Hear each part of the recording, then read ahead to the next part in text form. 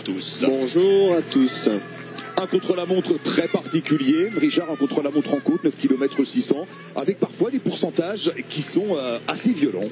Oui, assez violents, et contre le premier, en tout cas pour Paris-Nice, ce contre-la-montre qui est assez difficile, c'est la fin de Paris-Nice, le début de saison, une affaire de spécialistes, et il y a pas mal d'enjeux aujourd'hui. On va dire que les 10 premiers du classement général risquent de se passer devant, rétrograder, donc on va vivre un beau duel, en tout cas pour les Français, avec Sylvain Chavanel et Perrault.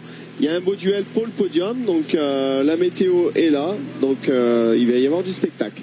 Jackie, pour l'instant, Michele Scarponi en tête sur la ligne d'arrivée avec un temps pour l'Italien de 20 minutes et 19 secondes. On est assez loin du chrono établi l'an dernier par Bradley Wiggins sur ce même parcours. Oui, non, mais c'est pas un spécialiste du contre-la-montre, mais Michele Scarponi, très à l'aise lorsque la route s'élève, mais il réalise quand même un temps canon à 1 minute de Bradley Wiggins l'an passé. Avec ce temps, il serait tout de même rentré dans les 10 premiers l'an passé. Donc Michele Scarponi fait une très bon contre-la-montre, lui déçu de l'étape d'hier, victime d'une crevaison non loin de l'arrivée. Il n'a jamais pu réintégrer le peloton, donc c'est pour cette raison que sur cette ultime étape, il a voulu se tester, le leader de la Lampre. Il est battu, parce que Roras au temps intermédiaire vient de le passer de 6 secondes. Quintana, oui, Nairo Quintana, le petit grimpeur, décevant un peu, se piéger dans le mauvais temps, mais il a réalisé un meilleur temps intermédiaire que Michele Scarponi. À l'arrivée, Maxime Montfort, le Belge de la formation Radio Shack Léopard. Maxime Montfort, qui vous le voyez, va terminer pour l'instant, non même pas dans le top 10, 11e sur la ligne avec un retard de 48 secondes sur Michele Scarponi. Un petit mot sur ceux qui ont coupé la ligne, notamment les Français. Jérôme Coppel, qui n'a pas été épargné par la malchance, notamment lors de l'étape de la montagne de Lure vendredi. Jérôme Coppel occupe la 3e place sur la ligne à 14 secondes de Michele Scarponi. Jérémy Roy et 8e. Ouais. Et on a Amel Moinard qui est intercalé entre les deux Français en 5e position pour l'instant avec 23 secondes de retard sur l'Italien Michele Scarponi. Nous sommes avec Nicolas Roche, l'Irlandais de l'équipe Saxo Tinkoff, alors qu'à l'arrivée c'est Maxime Bouet qui se présente. Oui, qui fait un bon temps. Qui fait aussi un bon, à l'image de toute l'équipe AG2R la mondiale, un bon Paris-Nice. Ils étaient encore 5 présents dans le final hier sur la promenade des Anglais. Maxime Bouet qui a beaucoup travaillé aussi pour son leader Jean-Christophe Perrault tout au long de la semaine et qui vient donc chercher sur la ligne la 6e place provisoire. Pour Maxime Bouet, donc juste derrière Amel Moinard, le Français de la formation BMC. Les conditions sont bonnes aujourd'hui sur Nice, il n'y a pas de vent et on va voir si les meilleurs parviennent à approcher le record du parcours qui appartient à Bradley Wiggins. On le rappelle, c'était l'an dernier en 19 minutes et 12 secondes. Alors c'est la 29e fois qu'on escalade le col d'Est dans Paris-Nice, mais le parcours n'a pas toujours été le même, donc c'est difficile d'établir des références avec les temps passés. Oui, dommage qu'on n'ait pas toujours parti du même endroit, parce qu'on aurait vraiment des temps de référence avec les années, donc les années 90, les années 2000 et voilà, donc c'est un peu dommage, mais bon, c'est comme ça. C'est vrai qu'on pourra comparer par rapport à l'an passé. Les conditions, je crois, étaient optimales l'an passé. Il faisait un peu meilleur, il y a un peu plus de soleil et la température ambiante était de, je crois, 17-18 degrés. C'est un peu meilleur qu'aujourd'hui. Je ne vois pas des Richie Porte ou DJ Van Garderen, pourquoi pas réaliser le temps canon de Bradley Wiggins, même Liu Vestra qui avait réalisé un très bon temps en 19-14 à 2 secondes seulement de Bradley Wiggins. Est-ce qu'il est capable de réaliser le même temps que l'an passé? J'ai quelques doutes, mais bon, je peux me tromper. On ne sait jamais. Alors, une petite stat, messieurs, qui va nous éclairer sur ce contre-la-montre final. C'est la 29e fois, donc, les coureurs de Paris-Nice escaladent le col d'Aise depuis la création de l'épreuve. Et sur les 28 premières éditions, 21 fois le vainqueur du col d'Aise était également le vainqueur du classement général final. Donc est-ce qu'aujourd'hui le vainqueur de ce contre-la-montre sera le vainqueur de Paris-Nice?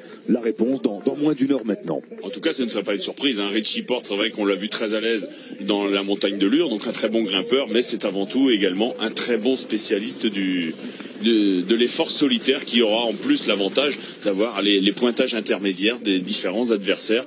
Et vu le travail consenti par toute l'équipe Sky tout au long de la semaine, il va peut-être tout tenter pour aller chercher un nouveau succès d'étape aujourd'hui. Moi je vois bien une victoire française aujourd'hui, je sais pas. Jérôme Coppel, pourquoi pas? Je pensais à Jean-Christophe Perrault. Jérôme Coppel, c'est trop tard. Ouais, je vois bien Jean-Christophe Perrault. Je crois que cette équipe AG2R la mondiale est sur une bonne dynamique depuis le début de saison. Et il a fait un super tour méditerranéen, il a gagné au Montfaron. Et il est encore un peu plus fort que l'année passée. L'année passée, il était, je crois, 3e de ce contre-la-montre à une trentaine de secondes de Wiggins. Donc, s'il est meilleur, à mon avis, il risque de sortir un gros contre-la-montre. Nairo Quintana, le premier sous les 20 minutes, le voilà sur la ligne d'arrivée. Nairo Quintana qui lui signe un temps canon, le Colombien, le vainqueur de l'étape de Morzine sur le dernier critérium du Dauphiné, ancien vainqueur du Tour de l'Avenir, qui assomme pour l'instant ce contre-la-montre avec 35 secondes d'avance sur le leader, à savoir Michele Scarponi. Ouais, il sera sûrement dans les 5 premiers de l'étape aujourd'hui. Hein. C'est envisageable effectivement. Quintana, Jackie, c'est pas une grosse surprise, même si là il s'est surpassé quand même dans ce contre-la-montre. Oui, c'est pas un spécialiste du contre-la-montre, mais on le rappelle, hein, c'est des pourcentages difficiles. La moyenne du contre-la-montre est un peu plus de 30 km/h, donc plus favorable aux grimpeurs qu'aux véritables rouleurs. C'est vrai que lorsqu'on le voit évoluer, Quintana, c'est loin d'être aussi beau que même qu'un Nicolas Roche, qui est actuellement évolue dans le Col d'Èze. Mais voilà, lorsqu'il y a des forts pourcentages, là, Quintana, je pense qu'il a les moyens, on a les moyens de rouler plus vite qu'une Quintana sur cette portion qui est relativement plate, qui est pratiquement au milieu du parcours. Mais un peu plus tard, dans les 4 derniers kilomètres, on va de nouveau affronter des pourcentages un peu plus difficiles et les purs grimpeurs pourront s'exprimer. On a choisi en tout cas pour Roche un vélo traditionnel avec un petit guidon de triathlète, et donc il y a pas mal de coureurs qui ont pris cette option. Oui, c'est vrai que il y a tout le pied là où on va utiliser le guidon normal, mais il y a cette transition de 3-4 km qui est plutôt en faux plat montant, et beaucoup de coureurs adoptent ce petit appendice sur le guidon. On n'a vu personne pour l'instant utiliser un véritable vélo de contre-la-montre. Mon petit doigt me dit qu'on va peut-être en voir un. Et c'est Andrew Talansky, l'ancien porteur du maillot jaune, qui prendrait lui le risque de partir avec un vélo de contre-la-montre et peut-être une roue lenticulaire. On a suivi des coureurs. Certains coureurs avaient mis une roue lenticulaire tout de même à l'arrière. Avec Nicolas Roche, l'Irlandais, en action. Alors un Irlandais sur la route du Col d'Èze, on a déjà vu ça dans le passé. C'est un Irlandais qui détient le record de victoire au Col d'Èze dans Paris-Nice. C'est Sean Kelly, bien sûr. Ouais. C'était pas trop dur, Richard, j'étais gentil avec vous là. Non, c'était même très facile. Hein. C'était très facile. 5 victoires au Col d'Èze pour Sean Kelly. Et avec 4 victoires, on retrouve un autre Irlandais. Vous pensez à qui? Stéphane Roche. Bravo.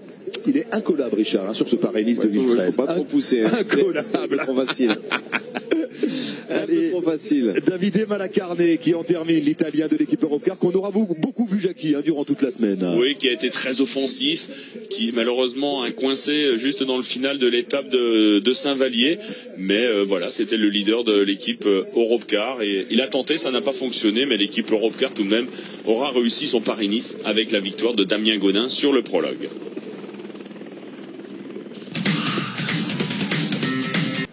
Retour sur la route du Col d'Èze, dernière étape de Paris-Nice avec Peter Velits, le coureur slovaque de la formation Omega Pharma Quick-Step. Alors Richard va tout nous dire sur la formation Omega Pharma Quick-Step parce que vous avez partagé la soirée avec les membres de l'équipe belge hier, Richard. Ouais, on a bu une petite coupe de champagne. On a fait une petite... La victoire de Sylvain Chavanel, donc c'était très sympa. Et... Il a pas bu, Sylvain? Si, il a bien bu, ouais. Bien bu. Bien, comme il se doit. Comme il se doit. Ouais.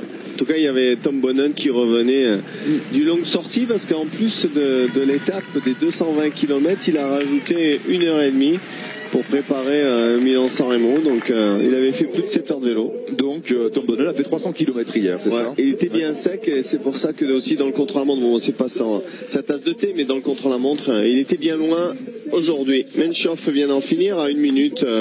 Menchoff est pas si mal que ça en début de saison. Ah, il est bien même, hein. Il a pris la 2e place à l'arrivée à la montagne de Lure vendredi. C'était l'étape reine de ce Paris-Nice et Menchoff a toujours ses qualités de grimpeur.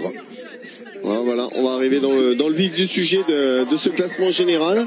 Le match va commencer avec TJ Van Garderen, l'Américain. TJ Van Garderen qui avait pris la 5e place de Paris-Nice l'an dernier, 5e également du Tour de France.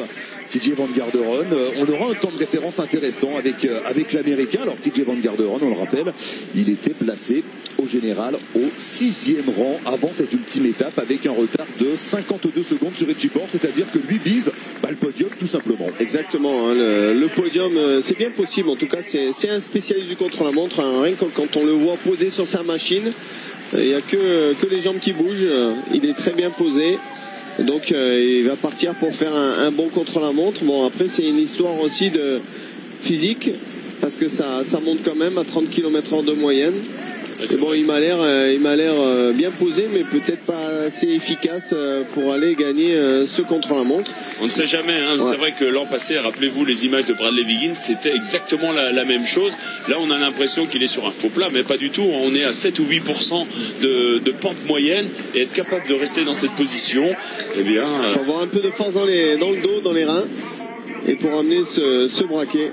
Alors il n'a pas de plaque de cadre sur son vélo, TJ Van Garderen, Jackie. Ce n'est pas obligatoire sur les contre-la-montre, mais il faut avoir le dossard par contre. Hein. Bon, ça va, il a le dossard. Pas de souci. Le 108 pour le jeune espoir américain. Grand espoir pour les courses par étapes. C'est déjà plus qu'un espoir. Hein. C'est déjà l'un des garçons confirmés. TJ Van Garderen, malgré son jeune âge, il n'a que 24 ans. Alors, à noter qu'Arnold Janesson a franchi la ligne il y a quelques minutes au 4e rang, avec un retard de 50 secondes sur Nairo Quintana. Quintana, le seul pour l'instant en moins de 20 minutes sur ce contre-la-montre au Col d'Èze. Ouais, il y en aura d'autres, hein, je pense. Ah oui, bien sûr. C'est vrai que lorsqu'on regarde le classement général, les 10 premiers, il n'y a quasiment que des spécialistes de l'effort solitaire, et ils veulent tous accrocher une place sur la boîte, sur le podium de Paris-Nice. Donc je pense qu'ils seront plusieurs à descendre donc sous cette barre fatidique. Alors le prochain à s'élancer sur la rampe de lancement sera un Français, Jean-Christophe Perrault, qui avait pris la 3e place de ce contre-la-montre l'an dernier et qui vise lui aussi le podium final à l'issue de ce Paris-Nice. En tout cas, il aura la pression sur les épaules aujourd'hui. Ça, c'est une certitude, et même s'il ne veut pas se la mettre, on peut que penser au podium et à la victoire d'étape pour ce contre-la-montre. En tout cas, s'il arrive à faire cela, ça sera un super début de saison qu'il est en train de réaliser. Le petit désavantage de Jean-Christophe Perrault, peut-être par rapport à des coureurs comme TJ Van Garderen, c'est qu'il n'a toujours pas participé à de contre-la-montre en début de saison, alors que TJ Van Garderen, lui, a déjà fait un contre-la-montre, notamment lors de l'épreuve au mois de février, le Tour de San Luis. Mais c'est vrai qu'après une semaine de course, c'est plus la fraîcheur qui fait qu'on fait un bon ou un mauvais temps. Andreas Klöden vient de passer au temps intermédiaire et à 17 secondes en 4e position. Donc Klöden fait un bon contre-la-montre. Et il avait gagné ce contre-la-montre, c'était il y a bien longtemps, en 2000, Andreas Klöden. Il s'était imposé au sommet du Col d'Èze et avait même remporté Paris-Nice. C'est il y a 13 ans déjà. Il y a 13 ans, exactement. Et c'était le seul ancien vainqueur au départ cette année de Paris-Nice, Andreas Klöden. Alors on retrouve TJ Van Garderen. Alors est-il efficace, c'est la question. En tout cas il est parfaitement posé, il n'y a rien qui bouge. C'est vrai que lorsqu'on le regarde on se dit ça n'avance pas. Mais je pense que... On a l'impression qu'il est sur un home trainer, il est en train de s'échauffer, donc mais non. Il est au taquet. Vous avez vu les freins sont intégrés dans la fourche avant. Il n'y a plus d'étrier. Il n'y a plus rien qu'apparaît. On fait beaucoup d'efforts en soufflerie en ce qui concerne le coureur, mais également au niveau de la machine. Mais alors là, les étriers intégrés à la fourche, moi j'avais jamais vu ça encore. Hein. C'est plus commun peut-être sur le frein arrière, sur l'étrier arrière qui était un peu plus camouflé. Bon, l'étrier avant, on le mettait souvent aussi, au lieu de le mettre devant, on le mettait derrière la fourche. Comme ça, on bénéficiait de la pénétration de l'air dans la fourche. Mais bon, maintenant, on n'arrête plus la technologie. Et c'est bien. J'ai l'impression que les vélos sont de plus en plus beaux, les gênants, mais Richie Porte qui est en train de finir de s'échauffer. Alors Richie Porte qui aura un double avantage. Il est en tête du général, il a une avance confortable, 32 secondes sur Talansky et 42 secondes sur Chavanel et Destra. Et en plus, il réside dans la région. Est-ce que ça peut être un avantage, la connaissance du terrain? Ah bah oui, forcément, même une motivation supplémentaire parce qu'il doit avoir pas sa famille mais tous ses amis là et donc une fierté d'être là. Quand on pédale sur ces parcours d'entraînement, on a un peu plus fort, je pense, et donc c'est un gros avantage. Alors que Daniel Navarro vient d'en terminer, l'Espagnol de la formation Cofidis, c'est l'homme en forme de l'équipe nordiste cette saison, lui qui avait notamment Daniel Navarro remporté cette année le Tour de Murcie. Et c'est parti pour Jean-Christophe Perrault à l'image. Voilà, c'est beaucoup plus heurté que TJ Van Garderen. Ah, mais là il est à la recherche d'un gros contre-la-montre. En tout cas il a un bon coup de pédale efficace. ça bouge beaucoup plus, c'est clair, mais peut-être qu'il va plus vite aussi. C'est vrai qu'on a une impression visuelle, un peu plus de vitesse de la part de Jean-Christophe Perrault. Bon, Grifko ne gagnera pas le contre-la-montre, il est à 1 minute au temps intermédiaire. Fatigué de sa semaine, André Grifko, qui a quand même été un coureur qui a dynamité le peloton encore hier. Hein, il a essayé de sortir dans le final, notamment avec Peter Belitz et Sylvain Chavanel, mais ramené à la raison par un équipier de Richie Porte, un certain Vassil Kirienka.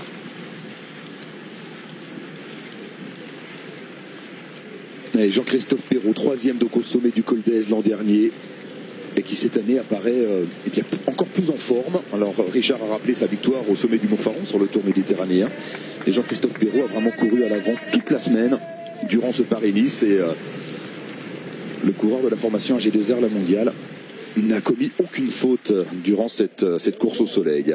Allez, dans quelques instants le départ de Richie Porte, ce sera juste après une petite pause. Vous restez avec nous, on revient pour vivre le final de cette escalade du Col d'Èze.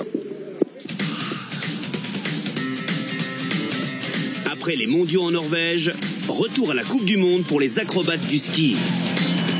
5 disciplines à couper le souffle pour une spectaculaire course au globe de cristal.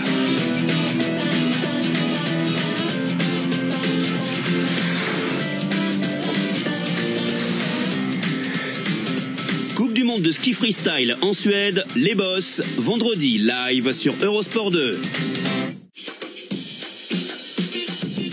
Eurocup, la saga continue. Objectif, les demi-finales. Après avoir évité tous les pièges de la saison régulière et du top 16, pas de repos pour les guerriers des parquets. Dans des confrontations aller-retour à couteau tiré, il ne leur faudra rien lâcher pour viser le dernier carré. Eurocup, quart de finale retour, mardi soir live sur Eurosport 2.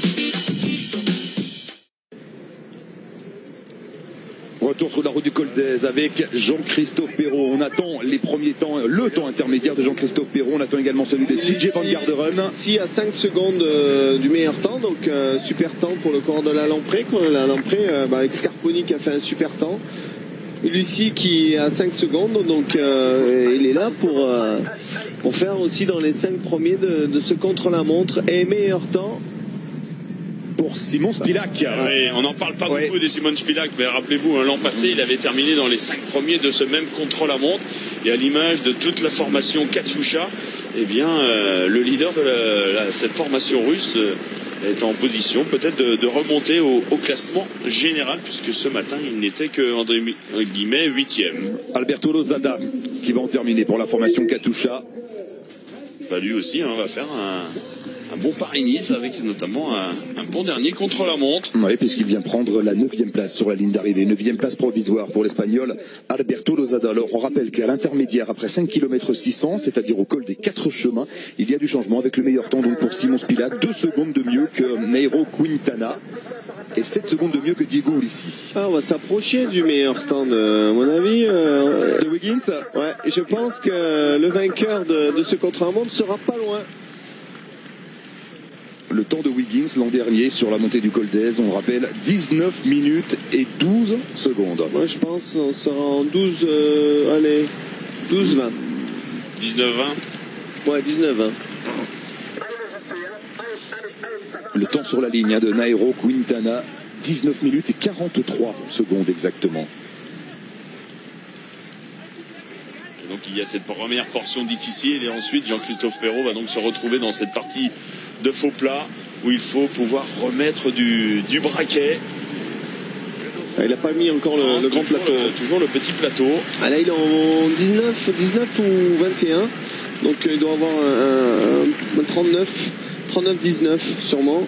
Et c'est parti pour Richie Porte. Le dernier à s'élancer, Richie Porte. Tous les coureurs de ce contre-la-montre sont désormais sur la route ou à l'arrivée. C'est étonnant qu'il garde son bidon. Ouais. Parce que pour un contre-la-montre de 9 km, je crois qu'il a oublié de l'enlever. Petite erreur, c'est vrai que... Bon, cela, il n'y en a pas trop besoin. Claudon en finit, fait un bon temps. Vous voyez, un bon temps pour Andreas Klöden qui sera dans les temps d'Arnold Jansson. Depuis 13 ans, il a connu la route. Il la connaît par cœur, ça c'est sûr, Andreas Klöden. Voilà, à l'arrivée, la 4e place provisoire pour le vétéran allemand de 37 ans, Andreas Klöden, à 48 secondes. Il a un vélo de contre-la-montre, lui, par contre. Ils ne sont pas nombreux, Ouais. il y a quelques-uns. Richie Porte, il a pris un vélo normal. On n'a pas vu les images d'Andrew Talansky qui devrait lui aussi utiliser un vélo de contre-la-montre. Voici les positions après 5 km 600 au point intermédiaire. Serré, Simon Spilak, très serré devant Quintana, Ulissi et Michele Scarponi, l'Italien. Nous, on attend à l'intermédiaire Peter Velits. Il est passé, il est huitième. Il est Huitième, huitième. 23 secondes. Voici le maillot jaune, Richie Porte. Avec le bidon. Alors lui, Et est-ce qu'il va penser à le jeter? Après Peut-être l'arrivée. même pas. Mais il n'y a peut-être pas d'assistant sur la ligne d'arrivée. Et voilà, s'il veut boire un coup après la ligne, il dit tu prends un bidon. alors Richie Porte qui a gagné 4 contre-la-montre dans sa carrière, on y reviendra tout à l'heure. Liu Vestra, le néerlandais. C'est le favori du jour. Oui, c'est vrai qu'il avait réalisé un temps de 19 minutes 14 secondes l'an dernier, à 2 secondes seulement de Bradley Wiggins. Il avait fait un super contre-la-montre, mais là, il a l'air facile quand même. Il bute pas, mais en tout cas, il est tout en force. Liu Vestra, 4e du général ce matin, dans la même seconde que Sylvain Chavanel, et à 10 secondes d'Andrew Talansky, l'américain. On n'a pas vu Sylvain Chavanel à l'image. Non, pas encore. On le boude un peu. Ça va venir. Mais bon, c'est bizarre. Il est passé trop vite. Peut-être. On attend TJ Van Garderen au kilomètre 5,6 au col des 4 chemins. Donc bien posé aussi sur sa machine, Richie Porte. Et Van Garderen, le 4e temps à 7 secondes. À 7 secondes de Simon Spilak.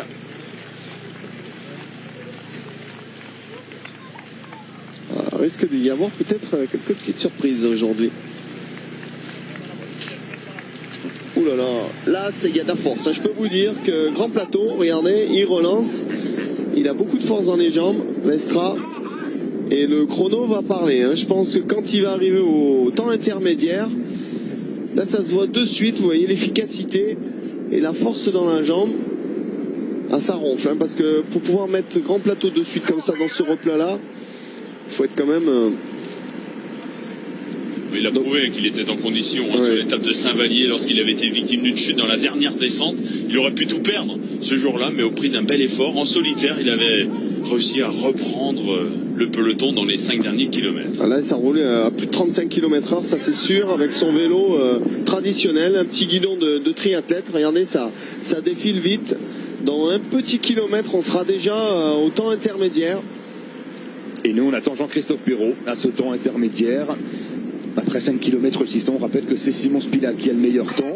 Pour l'instant, devant Nairo Quintana, Diego Ulissi et TJ Van Garderen. Alors Richie Porte, il est un peu plus dans la difficulté. Bon, c'est le parcours, il est dans le vif du sujet. Après, il va arriver dans ce petit replat. Voici Diego Ulissi à l'arrivée. Voilà, meilleur temps. Il défend sa place parmi le top 10 au général. Diego Ulissi, il était 9e ce matin. C'est la bonne surprise quand même de ce Paris-Nice. Lui, il était en grandes conditions au début de saison, mais de là à rivaliser avec les meilleurs rouleurs sur ce contre-la-montre, chapeau. Chapeau, 2e temps à l'arrivée à 32 secondes seulement de Nairo Quintana, le Colombien. Jean-Christophe Perrault, meilleur temps avec 2 secondes d'avance sur Simon Spilak au temps intermédiaire. Mais à mon avis, Vestra va pulvériser tout ça. Alors le prochain à passer, ce sera justement Liu Vestra. Oui, et je peux vous dire qu'il a beaucoup de force. Il va juste tomber après le gros plateau dans le petit radar. En tout cas, je lui souhaite. En tout cas, Jean-Christophe Perrault, pour l'instant, fidèle au rendez-vous. Voilà, il est vraiment au rendez-vous et il sort un bon contre-la-montre, donc meilleur temps. C'est très serré, c'est très serré. Mais il sera... on remarque qu'il est dans le même temps quasiment que l'année passée. Jean-Christophe Perrault, il fera à peu près... en tout cas, il est sur le même tableau de base.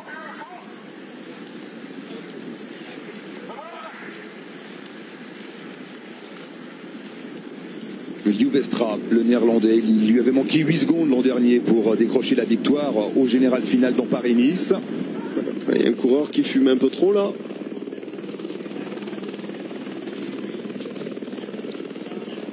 Alors Simon Spilak à l'arrivée, l'ancien vainqueur du Tour de Romandie. C'est vrai, on en parle peu depuis le départ de Houille dimanche dernier, mais c'est un garçon qui a toujours été aux avant-postes également et qui n'a pas fait de faute.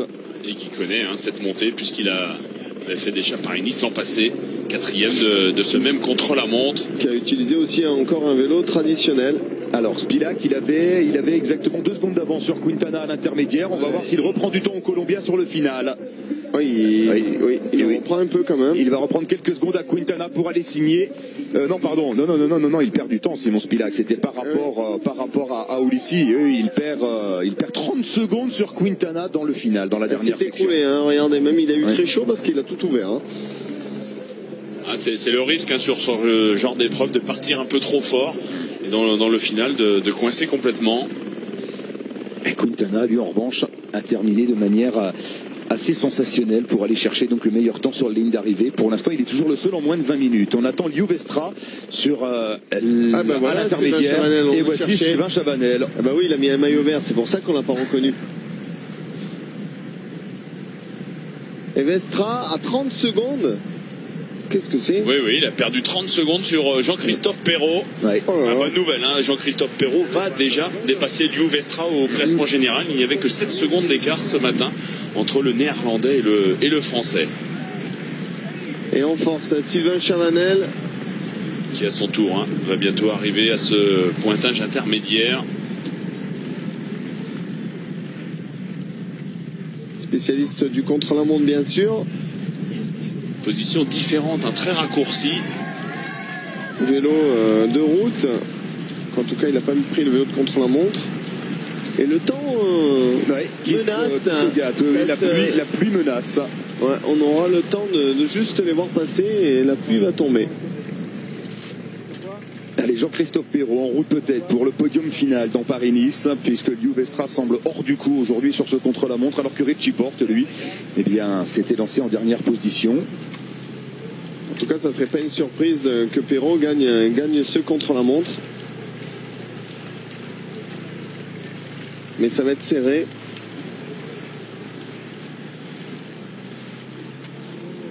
Richie Porte va bientôt. Faudra attendre encore 2 petits kilomètres pour avoir le premier temps intermédiaire. Sylvain Chavanel vient de passer à 10 secondes. Ouais. Très beau temps de Sylvain Chavanel. En 7e position. Après 5 km 600. Ouais. Et dans les temps de Michele Scarponi. Pour l'instant, il reste sur le podium. Et ça y est, là il attaque le passage un peu le plus dur. Sylvain a gardé aussi son bidon. Sylvain qui se fait dépasser également pour le classement général par Jean-Christophe Perrault, alors que l'équipier de Sylvain Chavanel va en terminer. Peter Velits à l'arrivée avec un chrono assez moyen pour Peter Velits, qui nous habitue à mieux dans l'effort solitaire. Peter Velits à l'arrivée, qui vient prendre sur la ligne la 17e place provisoire. En tout cas, grâce à Peter Velits, Sylvain Chavanel a pu l'emporter hier, parce que c'est lui qui l'a remonté à l'avant dans les 300-400 derniers mètres. Et Sylvain Chavanel s'est retrouvé en superposition pour coiffer Philippe Gilbert. Petite déception pour Peter Velits qui va lui reculer au classement général, dépassé notamment par Diego Ulissi et Simon Spilak.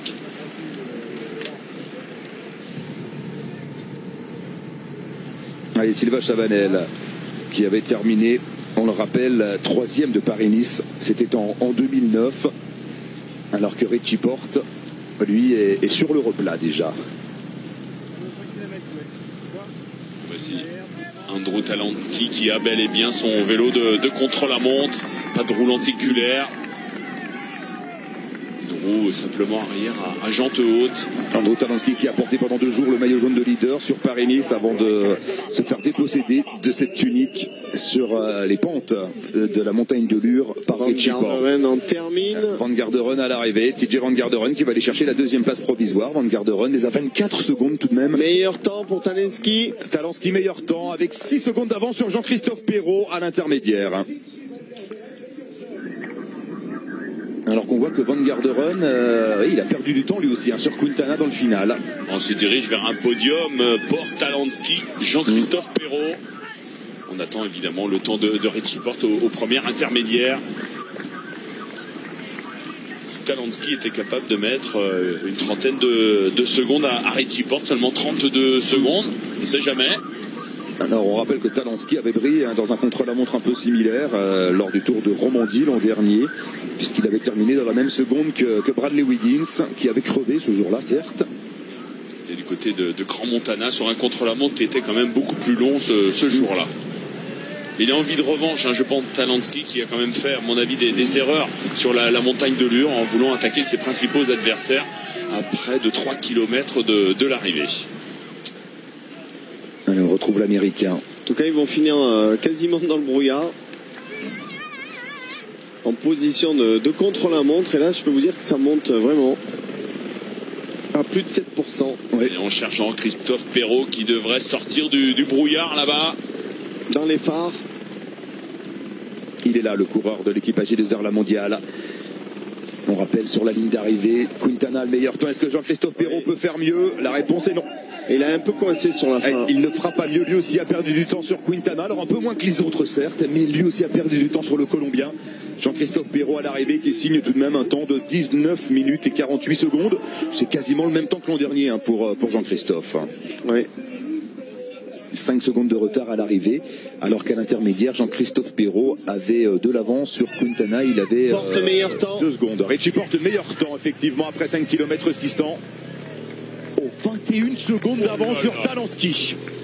Bon, la Mercédite. La Mercédite. Ben voilà. Donc, en tout cas, le vainqueur du Paris-Nice restera à chaque fois le vainqueur de ce contre-la-montre du Col d'Aise. Exactement, comme d'habitude. Ce sera la 22e fois en 29 éditions que le vainqueur du Col d'Aise sera également le vainqueur du classement général final de Paris-Nice. Et là, Richie Porte, attention, il peut battre le record de la montée de Bradley Wiggins. En plus, il a gardé le bidon. Richie Porte, l'Australien, il va sans doute devenir le premier Australien à s'imposer dans la course au soleil. Là, ça fait mal. 21 secondes d'avance sur Talansky, 27 secondes d'avance sur Jean-Christophe Perrault à l'intermédiaire. Ouais. Chapeau. En tout cas, il avait montré dans la montagne de Lure que c'était vraiment lui le plus fort. Il avait distancé tout le monde dans les derniers kilomètres et il avait mis quand même 30 secondes quand même en 1,5 km, 2 km. Donc, bon. Il avait participé déjà à ce contre-la-montre l'an passé, mais n'oublions pas que Richie Porte avait fait un gros travail tout au long de la semaine pour son leader Bradley Wiggins, et donc il n'avait terminé qu'à la 28e place de ce même contre-la-montre sans vraiment le faire à fond, alors que là, position nouvelle pour Richie Porte, leader désigné au départ par la formation britannique.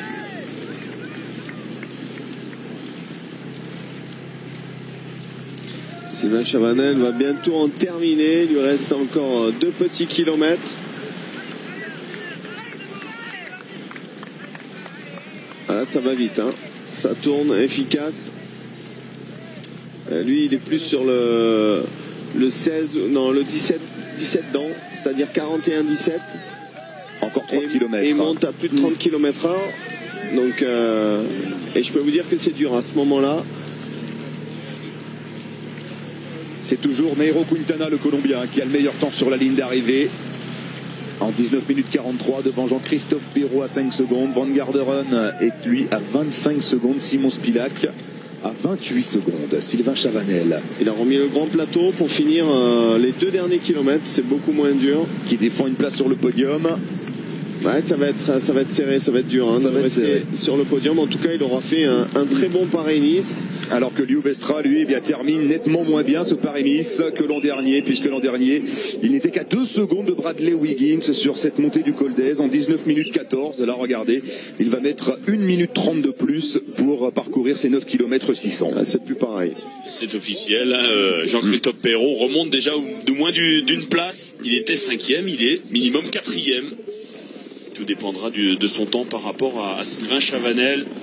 Sylvain Chavanel, à moins vraiment d'un final époustouflant, devrait être relégué derrière Jean-Christophe Perrault. C'est bien simple, hein, la troisième marche du podium là se joue entre les deux Français Jean-Christophe Perrault et Sylvain Chavanel, puisque Liu Vestra est désormais hors jeu.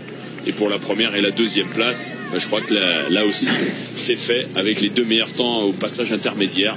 Richie Porte et Andrew Talansky, les deux coureurs que vous avez ici à l'image. On attend Sylvain Chavanel dans le final. On le retrouve d'ailleurs, le porteur du maillot vert. Il va se battre pour rester sur le podium. Et il relance avec beaucoup de force. Et là, il est dans le dernier kilomètre. Il va plonger dans le dernier kilomètre. Il n'avait que 7 secondes d'avance au général sur Jean-Christophe Perrault, Sylvain Chavanel. Il doit être informé en tout cas que ça va se jouer un peu. 19,56, il faut qu'il arrive avant 19,56 s'il veut monter sur le podium de ce Paris-Nice. En tout cas, ça restera un très bon contre-la-montre pour lui. Richie Porte va bientôt arriver dans le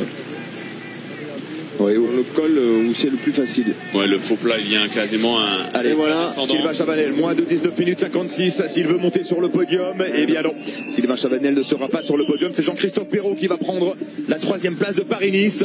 Mais quelle semaine accomplie par Sylvain Chavanel. Une semaine récompensée hier par cette magnifique victoire d'étape sur la promenade des Anglais. Il a flirté vraiment avec le maillot jaune de Paris-Nice. On se souvient, le prologue, il a fini déjà à 1 seconde au pied. Il n'a pas eu le maillot jaune. Et ensuite, ben voilà, donc il a fait quand même un super Paris-Nice. Il va même être dépassé au classement général, on l'a dit, par Jean-Christophe Perrault, mais également par TJ Van Garderen, qui pour l'instant a le 3e meilleur temps sur la ligne. Spilak également devrait dépasser le Français. Allez, retrouvons Andrew Talansky maintenant dans le final. Alors Andrew Talansky par rapport à Nairo Quintana, le Colombien qui occupe le meilleur temps pour l'instant. Il avait 10 secondes d'avance, Talansky à l'intermédiaire par rapport au Colombien. On a vu que tous les coureurs perdaient du temps sur Quintana dans le final. On va voir si Talansky parvient à conserver quelques secondes d'avance sur le grimpeur de la Movistar. Ouais, c'est vrai que Quintana, il doit être à l'aise dans le final. Il y a cette partie intermédiaire du Col d'Aise où il y a un léger faux plat, où là le Colombien n'a pas dû être à l'aise, mais dans le final, il a repris du temps à pas mal de coureurs. Allez, les 200 derniers mètres pour Andrew Talansky, et qui va signer le meilleur temps sur la ligne. Et oui, meilleur temps pour Andrew Talansky, l'Américain, qui a conservé quelques secondes d'avance sur Quintana. En tout cas, on n'est pas encore sur le record de Wiggins, mais peut-être Richie Porte va s'en approcher. C'est le seul désormais à pouvoir battre le record de Bradley Wiggins. On le rappelle, 19 minutes et 12 secondes, alors que Andrew Talansky vient prendre la 2e place de Paris-Nice et de ce chrono du Col d'Aise. Et Quintana sera sur le podium de ce chrono final. La flamme rouge déjà pour Richie Porte. Alors, le record de Wiggins, 19 minutes et 12 secondes. Maintenant, c'est le dernier enjeu de ce Paris-Nice, parce que pour le reste, on sait tout. Tout est fait, les jeux sont faits. En tout cas, il y a 2 coureurs français dans les 5 premiers. C'est ça, Chavanel, 5e de Paris-Nice? On va terminer 5e, c'est ça, Jackie? 5e, oui. Exactement. Et Jean-Christophe Perrault, lui, va prendre la 3e place au classement final. 4e, Van Garderen. Coup de chapeau, cette équipe Sky qui, sans Froome, sans Bradley Wiggins, a quand même bien roulé toute la journée. Ouais, mais sur tous les fronts, parce qu'ils sont à Tirreno, Froome est leader, ils sont en train de gagner Paris-Nice. Je crois que depuis l'année passée, l'équipe Sky... elle n'a pas laissé grand-chose. Non, elle laisse rien du tout même. Des miettes. Elle a quand même laissé la Vuelta à Alberto Contador. Mais là, il était très énervé. Il était énervé, Froome était fatigué un peu. Oui, aussi du Tour de France. Allez, Richie Porte dans le final. Va-t-il faire mieux que son équipier Bradley Wiggins au sein de la formation Sky? 19-03, 19-12 pour Bradley Wiggins. Quel temps! Il sera derrière, mais alors pour 2 secondes. Voilà, pas grand-chose. Un peu plus de 2 secondes. Il a l'air facile. Richie Porte à l'arrivée qui remporte ce chrono, qui remporte Paris-Nice. Il est le premier Australien à s'imposer dans la course au soleil. 19-16, on dirait qu'il se relève un peu à la fin. 4 secondes de plus seulement que Bradley Wiggins l'an dernier. Sans le bidon, il aurait peut-être battu. Peut-être. En tout cas, félicitations. Richie Porte. En tout cas, il a l'air facile. Il n'a pas l'air, en tout cas, de s'être fait trop mal dans la montée. Imaginez Richie Porte dans une autre équipe que la formation Sky, Richard. Il serait un leader respecté et redouté. Oui, peut-être, oui. Mais bon, on a souvent vu ça, des leaders. Il faut savoir s'entourer. Après, il y a des coureurs qui supportent pas forcément la pression, qui sont très forts en tant qu'équipier. Mais bon, là, Richie Porte, on l'a désigné leader au départ de ce Paris-Nice. Lui, il a bien tenu son rôle de leader tout au long de ce Tour de France. Très à l'aise sur le contre-la-montre aujourd'hui, très à l'aise dans la haute étape de montagne, la montagne de Lure. Richie Porte qui remporte donc ce chrono avec une grosse marge, 23 secondes d'avance sur Andrew Talansky et 27 secondes d'avance sur Nairo Quintana, ce qui fait qu'au classement général, Richie Porte va reléguer son dauphin Andrew Talansky à près d'une minute, pas tout à fait une minute. 55 secondes. 55 secondes. Merci Jackie pour la précision. Il n'y a pas photo. Il n'y a pas photo, exactement. Il n'y a pas photo sur ce vainqueur de Paris-Nice. Et voici le classement général. Avec la 3e place finale de Jean-Christophe Perrault. C'est vrai, on a déjà connu des Paris-Nice plus serrés dans un passé récent. Oui, mais bon, je crois que Richie Porte a créé l'écart parce que quand on regarde le classement général à partir du deuxième, ils sont tous à peu près en une minute, les 8 premiers.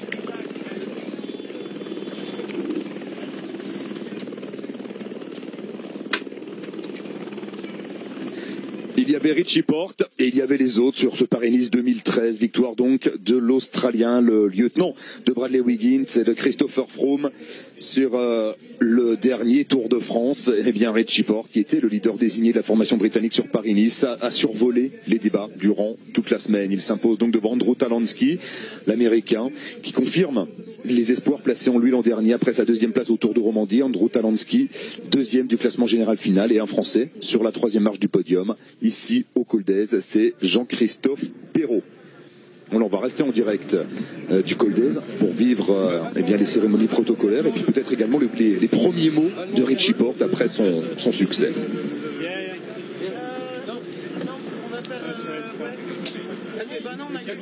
Il n'y avait rien à faire. Bon, je crois que Talansky n'a pas regretté ces différentes attaques dans la montagne de Lure. Je pense que s'il n'avait pas attaqué, il aurait pu rester éventuellement au contact de Richie Porte. Mais là, 55 secondes au classement général, il n'y avait rien à faire sur cette semaine. Richie Porte, australien, était bel et bien le plus fort. Et Jean-Christophe Perrault qui vient chercher la 3e place au final. Un Français sur le podium, sur Paris-Nice. La dernière fois, c'était Sylvain Chavanel en 2009. Oui, victoire aussi de Sylvain Chavanel d'hier. Je crois que les Français se sont vraiment bien comportés dans ce Paris-Nice. Et Jean-Christophe Perrault finit 3e de ce Paris-Nice. Non, je crois que c'est très bien aussi pour cette équipe G2R qui a pris la mondiale, qui a pris un bel élan en tout cas depuis le début de saison. Exactement, puisque pour l'équipe AG2R la mondiale, il y a déjà 5 victoires cette année, avec en plus donc la 3e place de Jean-Christophe Perrault au classement final de Paris-Nice. C'est un bon début de saison et un bon Paris-Nice pour les coureurs français, puisqu'on rappellera également la victoire de Damien Gaudin dans le prologue à Houille dimanche dernier et la victoire en sprint de Nasser Boigny. C'était à Nemours, c'était lundi. Ouais, pas mal de Français se sont vraiment illustrés sur ce Paris-Nice avec Boigny qui avait le maillot de leader. Malheureusement, il est rentré à la maison et il se rétablit doucement de sa grosse chute. On verra sûrement dans plusieurs mois. Des Français effectivement en évidence sur Paris-Nice, notamment Sylvain Chavanel qui au classement final prend la 5e place à 1 minute 47 de Richie Porte.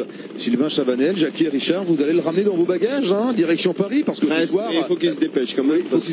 Mais c'est pour ça qu'il n'a pas voulu peut-être faire finir sur le podium. Je lui ai dit ne fais pas le podium, sinon tu ne peux pas faire les rois de la pédale, donc ça l'embêtait quand même. Donc il m'a dit on verra ça. Les rois de la pédale, c'est à 22h30 ce soir, en direct. C'est un peu tard quand même, ça fait tard pour nous. Mais le temps de rentrer, Richard, quand même, faut bien vous ramener à Paris. Exactement, il y a notre jet privé qui nous attend. Oui, affrété par Eurosport Airways, la nouvelle compagnie. Voilà, ce sera 22h30, donc les rois de la pédale, autour de Guillaume Di Grazia. Il y aura pas que des amis, Richard, il y aura Jacques Durand, il y aura Stéphane Goubert et il y aura Sylvain Chavanel. Vous allez passer une bonne soirée quand même. Et Christophe Moreau l'a laissé à la maison. Il reviendra, Christophe, rassurez-vous. Ok.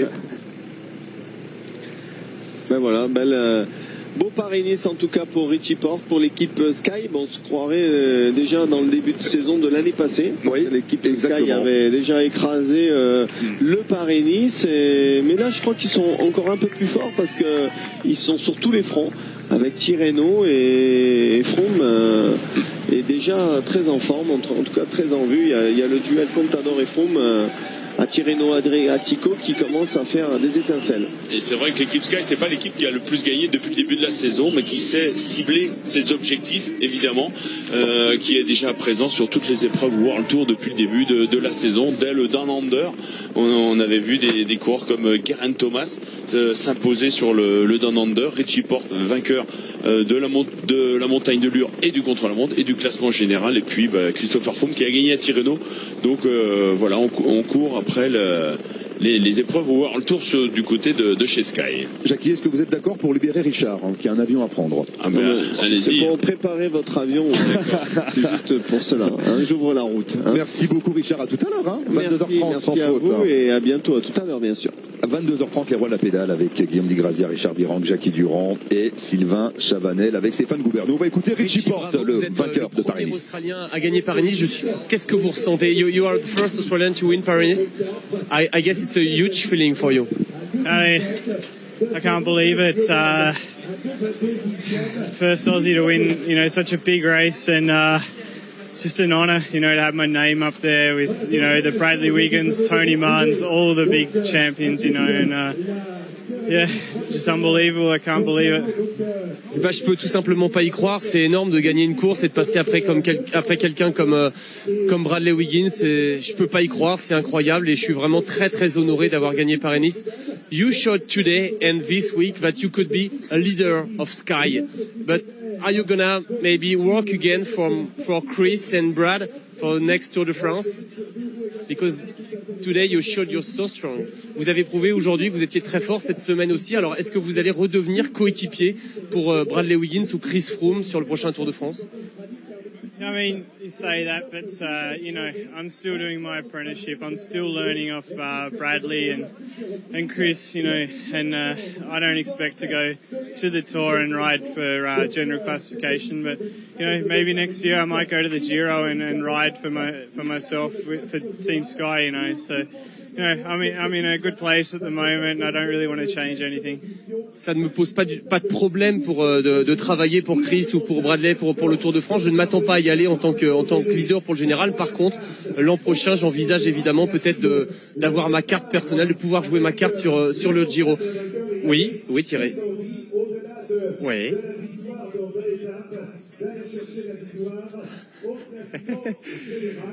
Qui sera le leader de Sky pour le Tour de France? Chris Froome ou Bradley Wiggins? I mean, we're going to take it as it comes, I guess. But, Bradley won last year and Chris is, now in the lead at Torino. So whatever happens, we're going to have a hell of a team for the Tour de France. Maybe a Richie Porte. Thanks a lot. Oui, il nous disait, Bradley a gagné l'an dernier. Chris est très en forme et il a gagné encore hier à Tirreno. Donc il dit on verra. Mais bon, voilà, il a pas répondu. Mais donc probablement les deux. Voilà, des mots très sages dans la bouche de Richie Porte, cet ancien triathlète qui a découvert le vélo sur le tard à 21 ans seulement, il en a 28 aujourd'hui. Richie Porte accepte sans problème son statut, alors soit de lieutenant, soit de doublure ou de leader intérimaire au sein de la formation Sky.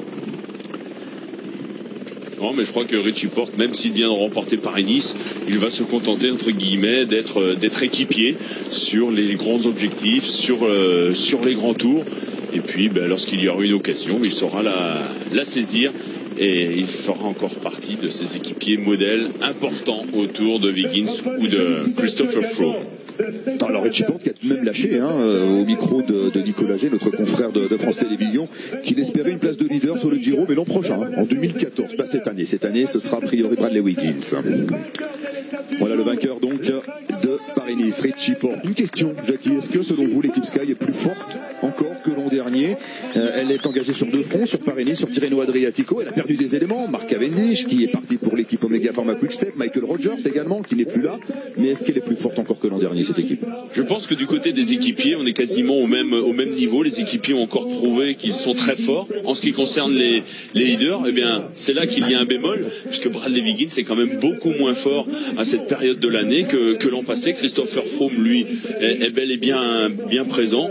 On est à peu près sur les mêmes bases. Les équipiers sont prêts, à l'image de Richie Porte. Après, au leader d'être présent également sur les grands objectifs. Et on verra ces prochaines semaines si Bradley Wiggins, oui ou non, est en train de monter en puissance. En tout cas, vu un renfort de poids au sein de l'équipe Sky durant cette semaine sur Paris-Nice. C'est Kirienka qui nous a paru bien facile durant toute la semaine, le Biélorusse. Non, c'est vrai que Kirienka, eh bien lui, sur un Tour de France, est capable de durcir la course dans les différentes ascensions.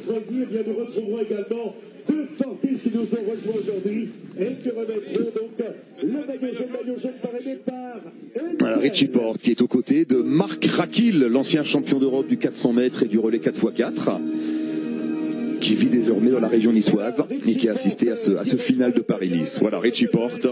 Et on parlait de Christopher Froome, je fais juste une petite parenthèse. Oui, allez-y, Jackie. Froome est leader désormais à l'issue de l'étape qui s'est disputée du côté de Chieti à Tirreno. Il est leader de Tirreno Adriatico après la victoire de Joaquim Rodriguez, le petit espagnol de la Catiucha. Christopher Froome prend la 6e place et est désormais leader avec 20 secondes d'avance sur Alberto Contador. Voilà, Marc Rakil et à ses côtés Stéphane Diagana, donc deux anciens grands athlètes, un ancien champion du monde du 400 et un ancien champion d'Europe du 400 mètres plat, pour récompenser donc Richie Porte sur le podium de Paris-Nice.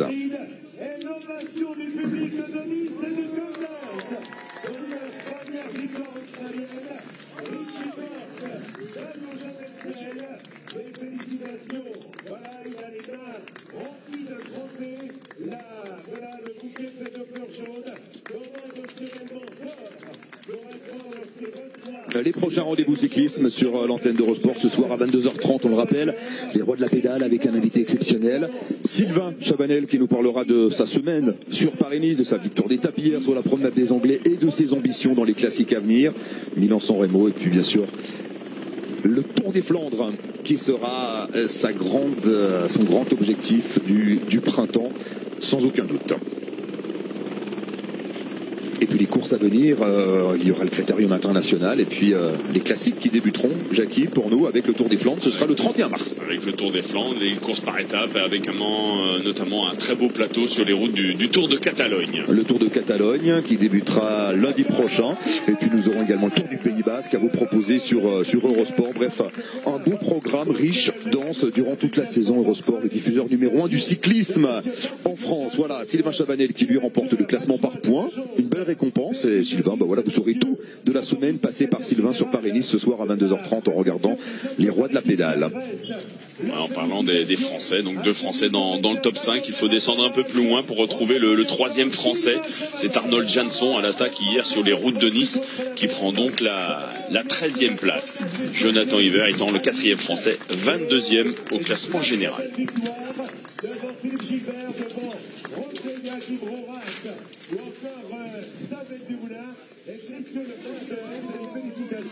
De Fabrice Rénal, responsable sponsoring et relations extérieures.